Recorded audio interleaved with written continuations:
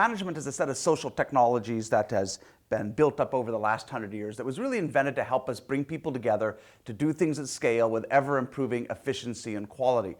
Problem is, now we have a new set of challenges. The world is changing much faster.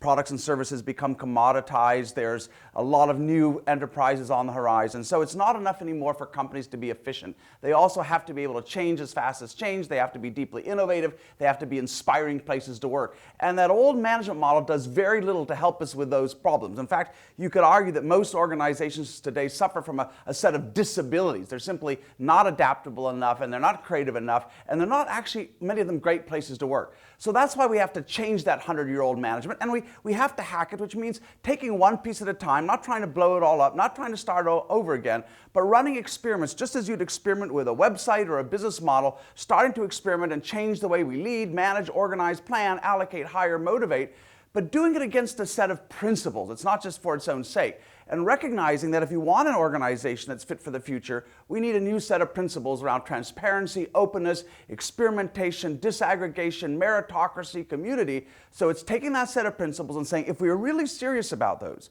if we wanted to embed them in the DNA of our organization, what will we start to change? I think it's going to be a challenge for very large traditional companies to do this. It can be done.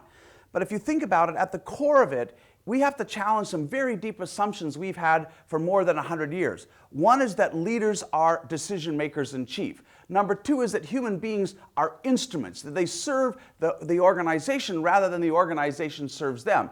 Number three is that all decisions have to be rational, and you can't bring your humanity, your intuition, your passion to work. So those are some fairly deep things that have to be changed. I don't think it's difficult to do it technically, but we have a mindset that has to change. And if you've built your career, if you accumulated your power climbing that ladder, exercising authority in the old-fashioned way, it's going to be rather a challenge to learn how to lead in a new way. One of the assumptions I think we often have, those of us who work in large organizations, is we assume the only people who can change the system are the people who own it. In other words, it's those CXOs at the top that manage the big businesses, the functions. They're the only ones that really have the power to change things.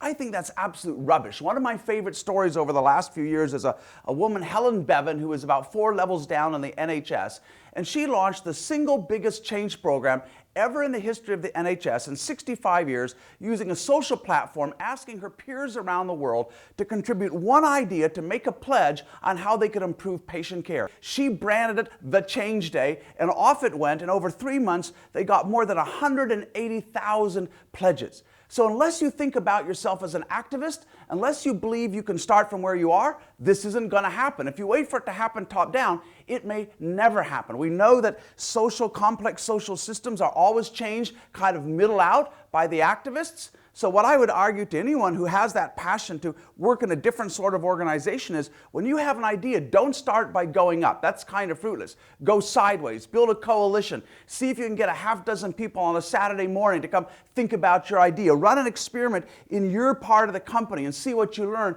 and then propagate it. That's a much more promising route to change than waiting for the folks at the top to change.